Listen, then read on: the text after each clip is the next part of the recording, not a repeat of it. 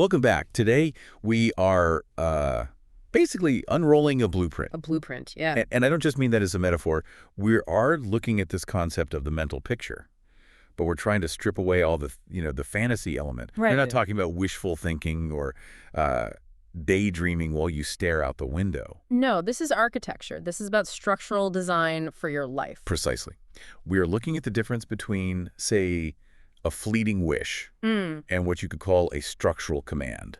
And the central question we are tackling today is, I think, one that a lot of people struggle with. For sure. Why do some visualizations, some mental pictures result in tangible, actual changes in reality, while others, well, they just remain pleasant little movies that play in our heads and then, poof, they vanish? It's the frustration of anyone who's ever tried to, manifest something and then just nothing. Right.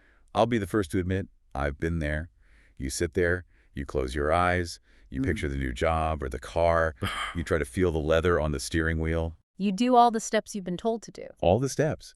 And then, well, nothing happens. A week goes by, a month. You're still driving the old sedan, so you assume the whole technique is just broken. But our sources today suggest something different. It's not the technique that's the problem, it's the engineer. Ouch.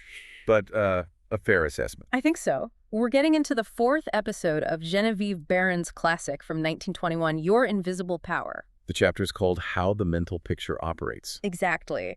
And to keep us grounded, to make sure this isn't all, floating in the clouds, we are pairing Barron's insights with Aristotle's philosophy on imagination, what he called fantasia. Yep. And we're also bringing in some modern cognitive science about things like salience and implementation intentions. So we're building a bridge from a sort of mystic from the 1920s all the way to modern neuroscience. That's the idea. The whole goal for this discussion is to move from wishing for a better reality to actually engineering it. Using attention. Using attention.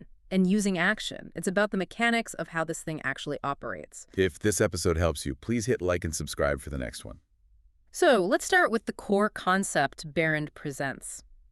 She uses this very specific analogy right at the top of the chapter. She says, the universe, or the energy of life, is a plastic substance. Okay, I have to stop you right there. Plastic substance. I knew you were going to say that. To the modern ear, that sounds awful. It sounds like she's talking about, I don't know, synthetic polymers or something. It sounds like Tupperware. Right. We hear plastic and we think of, cheap disposable water bottles.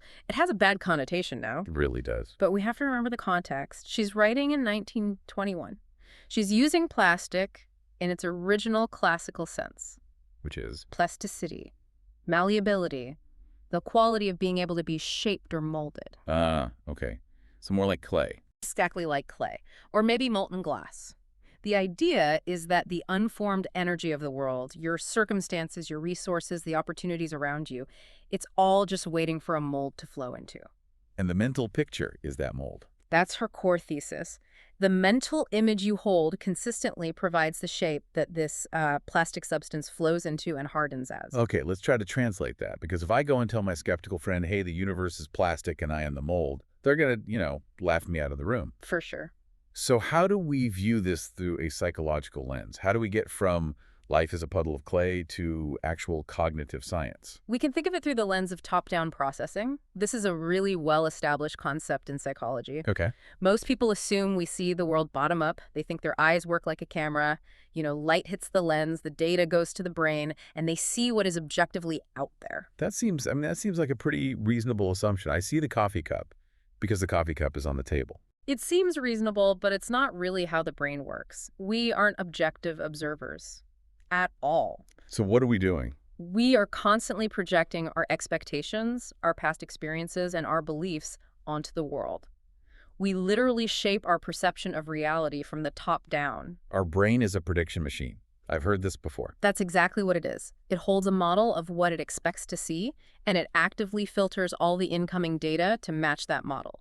It's looking for confirmation of what it already believes. So if I hold a steady mental picture that says opportunity is everywhere, my brain will actually start filtering reality to find evidence of that. Precisely. It will start highlighting things that fit that model. And of course, the opposite is true. If your mental mold is The world is hostile and scarce. Then your brain, specifically a part of it called the reticular activating system, will filter out the opportunities and only highlight the threats. It will prove your belief right. Let's drill down on that for a second. The reticular activating system, the RAS. We hear that term thrown around a lot in, self-help circles. But what is it, really? Well, in simple terms, it's a bundle of nerves at our brainstem, and its job is to filter out unnecessary information so the important stuff gets through. Okay, an example. Think of it like a bouncer at a very, very exclusive nightclub. Okay, I like that. The club is your conscious mind, and the world outside is this chaotic line of millions of people, sights, sounds, smells, bits of data. The bouncer can't just let everyone in, or the club would be completely overwhelmed. So the RAS has to decide who gets past the velvet rope. Exactly. And the mental picture you hold, that's the guest list you hand to the bouncer. Ah. If you put red cars on that guest list, the bouncer suddenly starts letting every red car into your awareness. That perfectly explains the red car syndrome. You Okay. buy a red car, and suddenly you see red cars everywhere. They didn't just magically appear. No, your mental picture changed, so the guest list for your brain's bouncer changed. You got it. So when Barron says the mental picture attracts things, we can see that in a very practical way. The brain is actively seeking out the components necessary to build the image you're holding. It's an active search process. It's not a passive waiting game. Not at all. We call this salience in cognitive science. Salience is just the quality of being particularly noticeable or important. When you stabilize a clear mental picture, you are literally telling your brain, this specific thing is salient. Pay attention to this. And suddenly you start noticing resources or conversations or paths. They were always there, but they were just kind of invisible to you before. Exactly. It's like the cocktail party effect. Right. You can be in a loud room, 50 people talking, it's all just a wall of noise. But if someone across the room says your name, You hear it instantly. because your name is permanently on your salience list, Barron is arguing that we can manually, deliberately add other things to that list by holding a clear mental picture. Okay. Now, Barron breaks this whole operation down into 4 distinct pillars. She says if any one of these is missing, the mold cracks, and that plastic substance, our reality, it just spills out everywhere. Yes, 4 legs of the table. You need all 4 for it to be stable. The first pillar is attention. Attention is the guardian. Barron is very, very strict here. She says attention must follow the picture. If your picture is blurry, or if you keep changing it, Your attention scatters. it scatters. And if your attention scatters, she says you have no power. This sounds a lot like the Stoics. We have that source material from Epictetus. It's almost a direct parallel. Epictetus spoke of prosocher. It translates to attention or vigilance. He saw it as this constant watchfulness of the mind, the guardian at the gate. So in this context, attention is what holds the mold together. Yes. If you are visualizing a goal, but your attention is constantly being hijacked by your phone or by worry or by, someone else's drama, you are essentially breaking the mold before the reality can set. It's like trying to pour concrete into a form that keeps shifting its shape. You're just going to get a mess, a useless slab of concrete. But why is it so hard? Why is attention so hard to hold on to? Why do we scatter? Barron suggests it's because the picture itself isn't clear enough. If the blueprint is fuzzy, your eye can't focus on it. It wanders around looking for something sharp to lock onto. So clarity has to come before attention can do its job. Yes, you can't focus on a fog. You need a distinct line to follow. Okay, so that's pillar 1. Pillar 2 is feeling. Now, this is where I usually get off the bus. This is a big one. It's a huge one because I feel like there is a massive misconception here. In the modern manifestation world, people think feeling means you have to be in a state of, like, high-octane ecstasy. Yes, jumping up and down. Jumping up and down with joy about this future event. Fake it till you make it, but with this really high, frantic energy. That is a disaster. It is probably the most common trap, and Barron warns against it explicitly. She actually calls that kind of forced emotion destructive strain. Destructive strain. That sounds like an engineering term. It is. Think about a bridge. If a bridge is under too much tension, what does it do? It vibrates. It can eventually snap. When you try to force yourself to feel happy, when you're standing in front of the mirror, screaming affirmations, trying to pump yourself up, That's Stater. it's strain. And it feels fake, doesn't it? It feels fake because it is fake. And your brain knows it. This is the key psychological insight here. Strain implies resistance. Say more about that. Well, if you have to strain to lift a box, it means the box is heavy. There's resistance.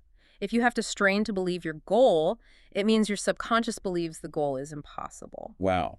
So the harder I try to feel it, the more I am actually proving to myself that I don't believe it's possible. You're reinforcing the doubt. You're fighting yourself. So what is the correct feeling then? If it's not hysteria, what is it?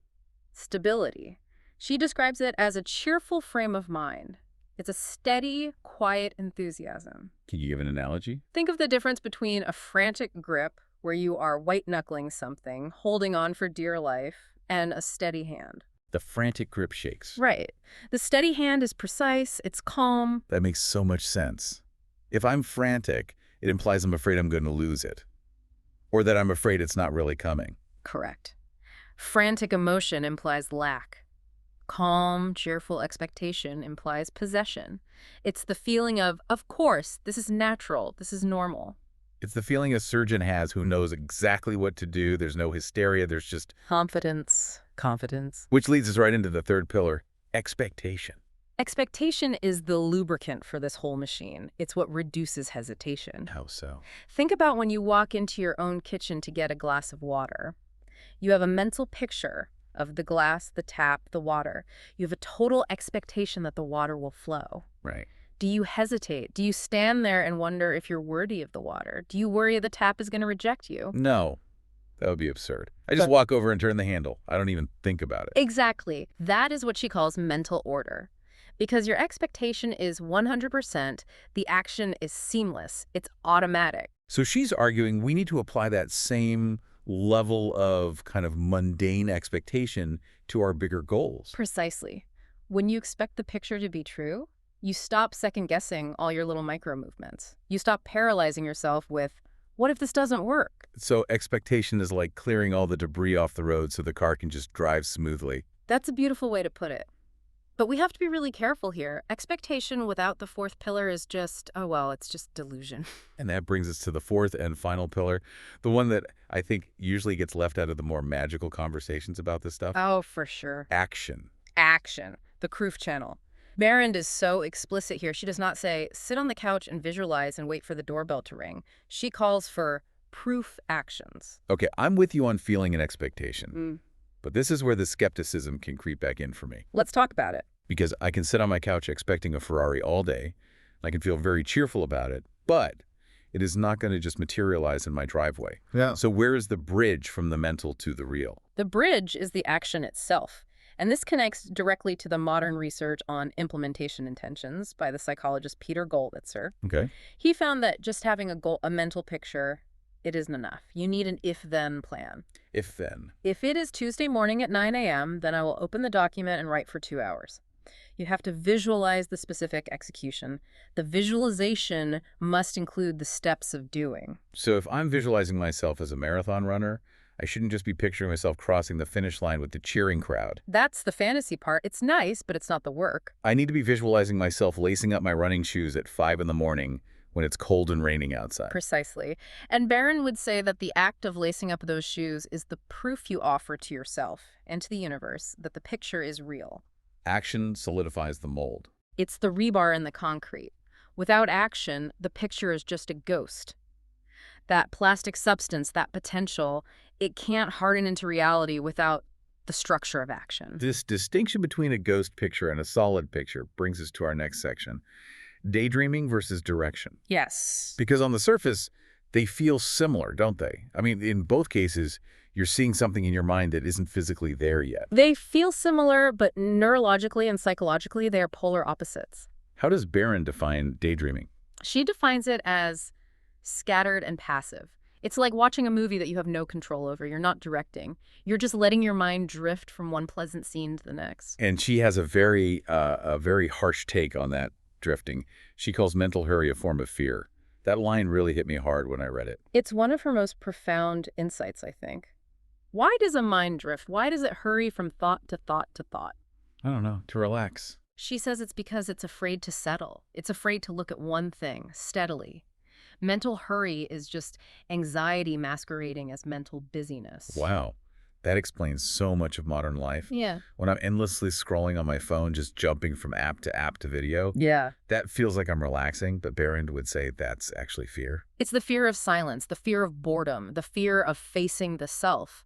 It is a scattered state where the plastic substance of your life is just leaking out in 1,000 different directions, Daydreaming dissipates energy. and direction concentrates it. So daydreaming is watching the movie.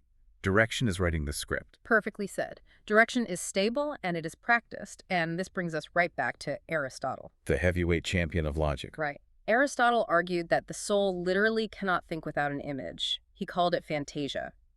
But, and this is the crucial part, he distinguished between just having a random image pop in your head and what he called deliberation. And deliberation is It's using an image with purpose. To move toward a goal, what he called locomotion, you need a deliberate image that acts like a magnet, pulling you forward. We have a fantastic example of this from the source material. The Wright brothers. The Wright brothers. They're the perfect counterexample to just aimless daydreaming. Think about it. For centuries, millions of people looked up at birds and daydreamed about flying. Oh, wouldn't it be nice to float on a cloud? That's passive. It's a wish. It doesn't build anything. Exactly. The Wright brothers did something fundamentally different. You have to picture them at Kitty Hawk. It's not a pleasant place. It's windy. It's sandy. It's cold. And they're crashing a lot. Constantly crashing into Yeah. the mud. They're breaking ribs. Their gliders are failing over and over and over. If they were just daydreaming of flying, they would have quit the very first time the nose of the plane hit the dirt. So what kept them going? What was different? They visualized the machine, and specifically, the source notes that even when their physical experiments were literally crashing and burning, they held a clear, unwavering mental picture of the machine traveling steadily. That word. Mhm. Steadily. It feels so important. It's crucial. They weren't just visualizing flight as some vague concept. They were visualizing the specific, steady, stable mechanics of the flight. They engineered the mental picture first. So they refused to let the physical failure of the crash disrupt the mental blueprint of the steady flight. That is direction.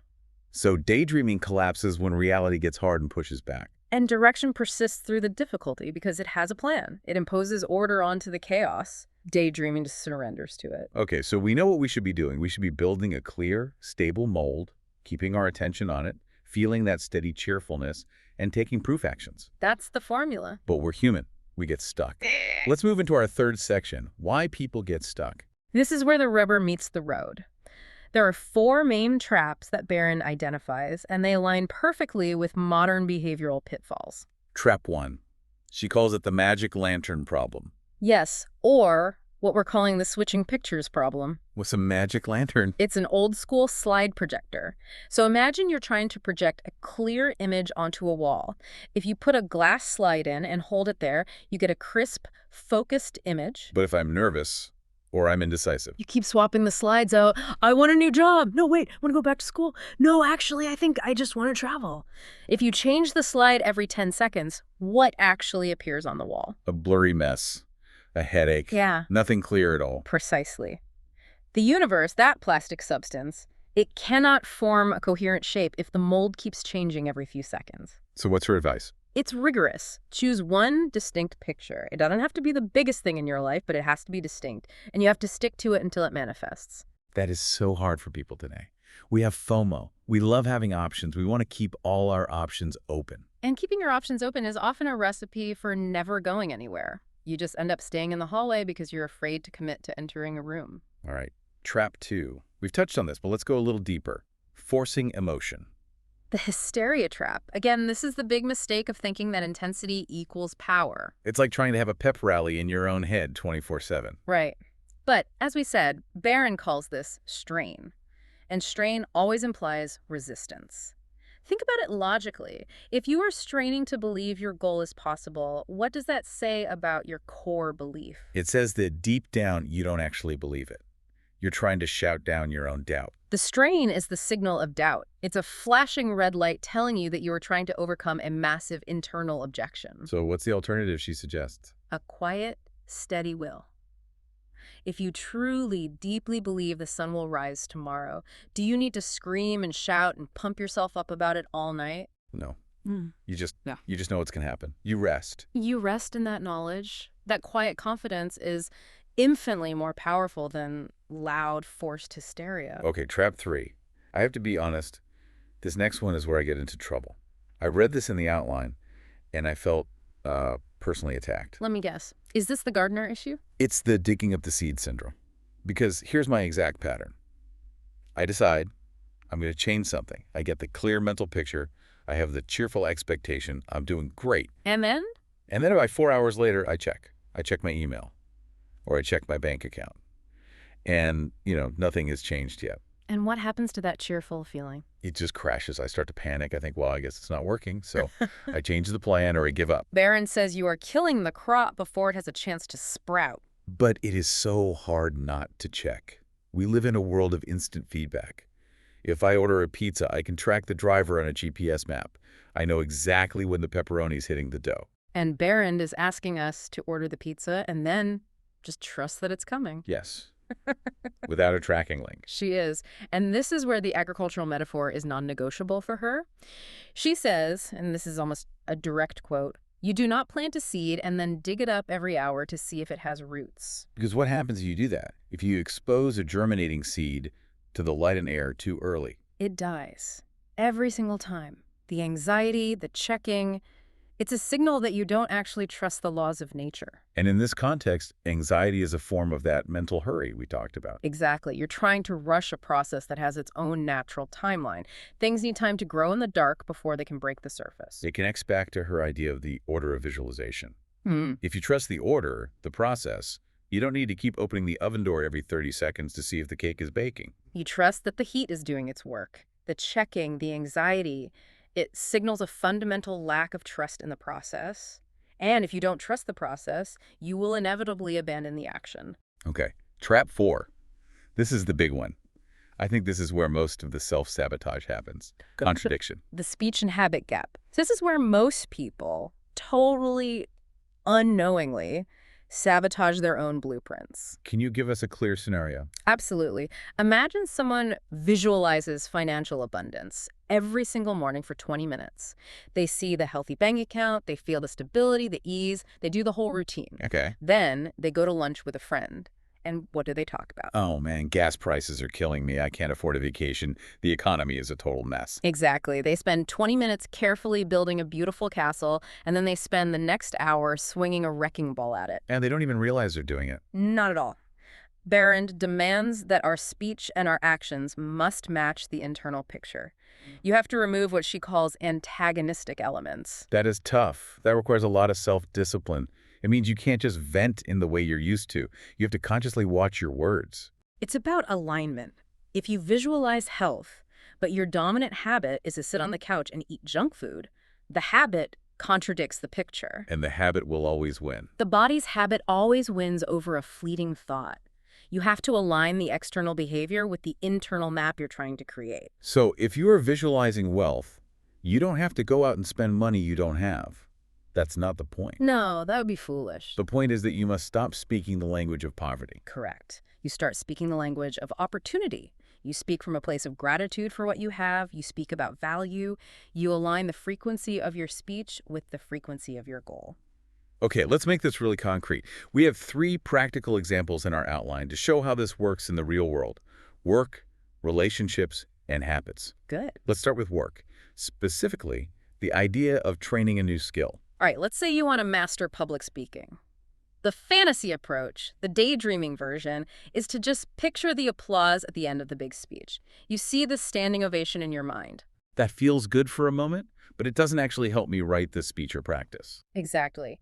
The direction approach, Barron's method, is to picture the training. The process. The process. You visualize yourself sitting at the desk, doing the research, outlining the points. You visualize yourself practicing the delivery, not perfectly, but steadily and calmly.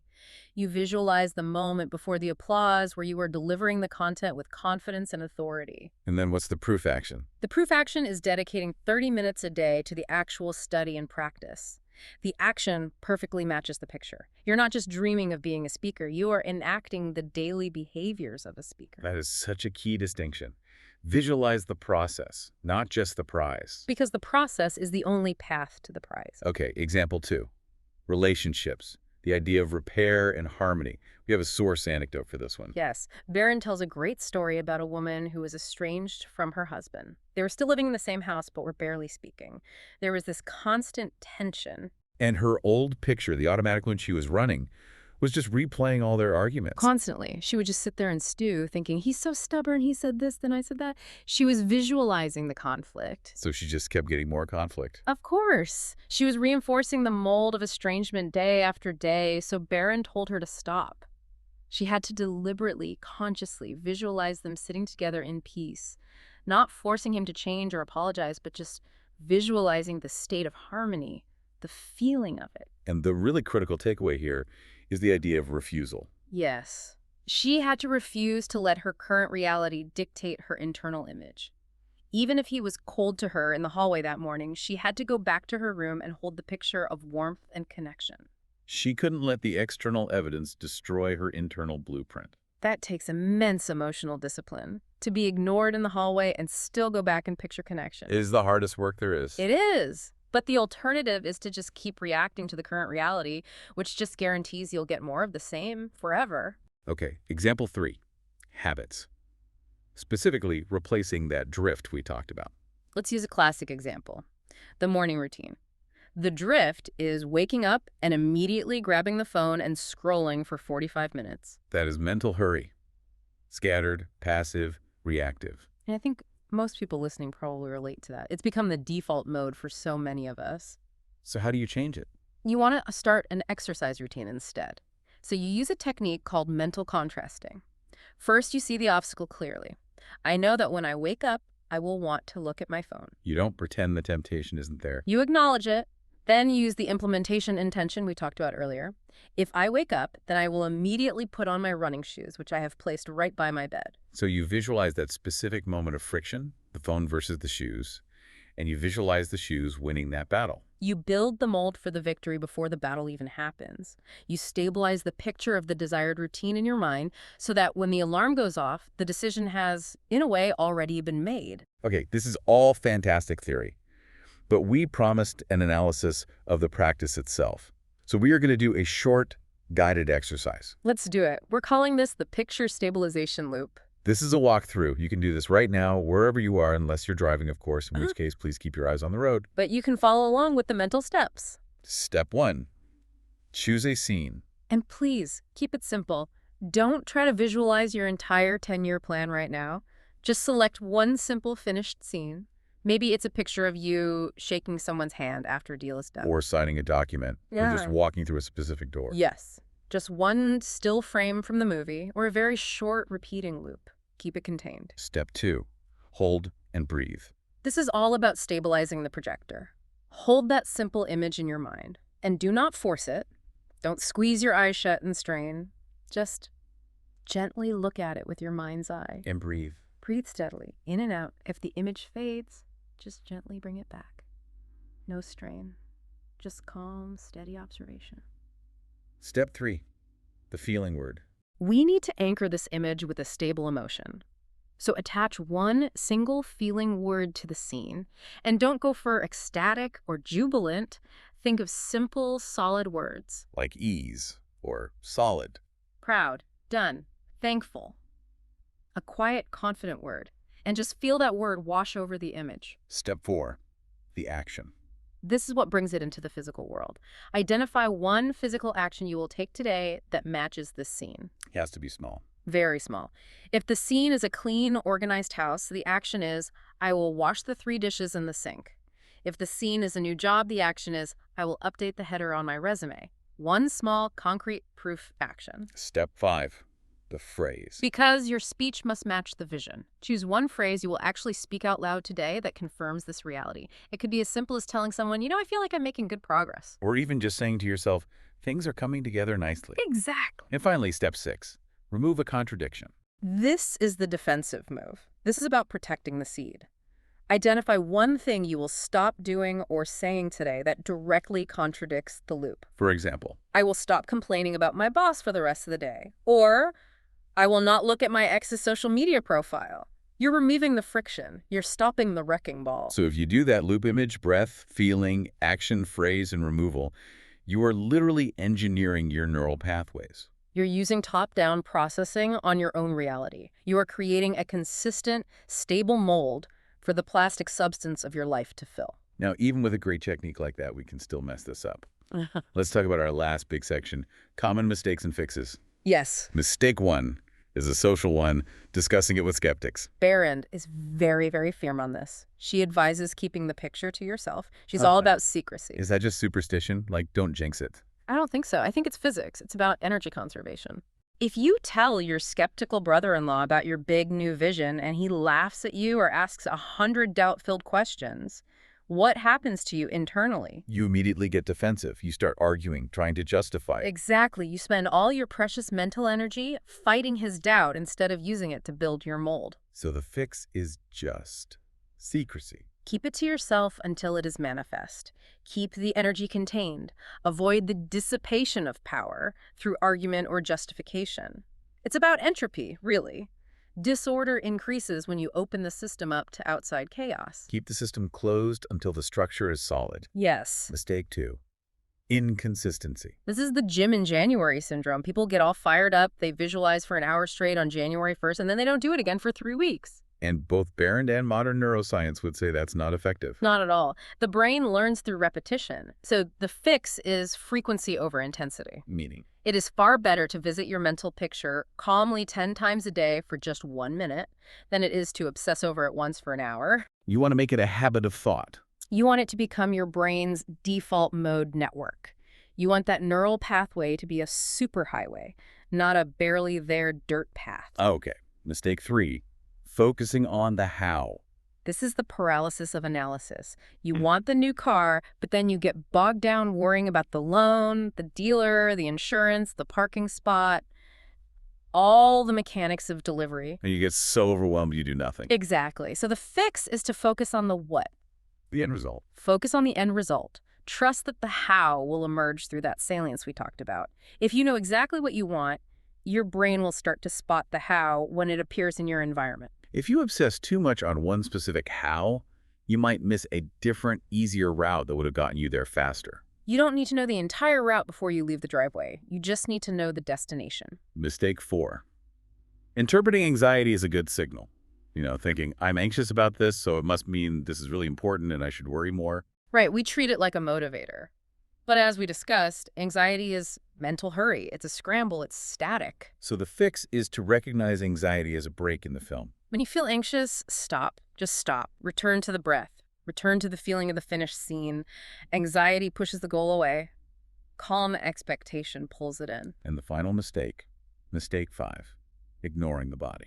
You cannot effectively visualize confidence while you are slumped over in a chair with your head down. It just doesn't work. We call this embodied cognition. Your body is constantly sending signals back to your brain. All the time.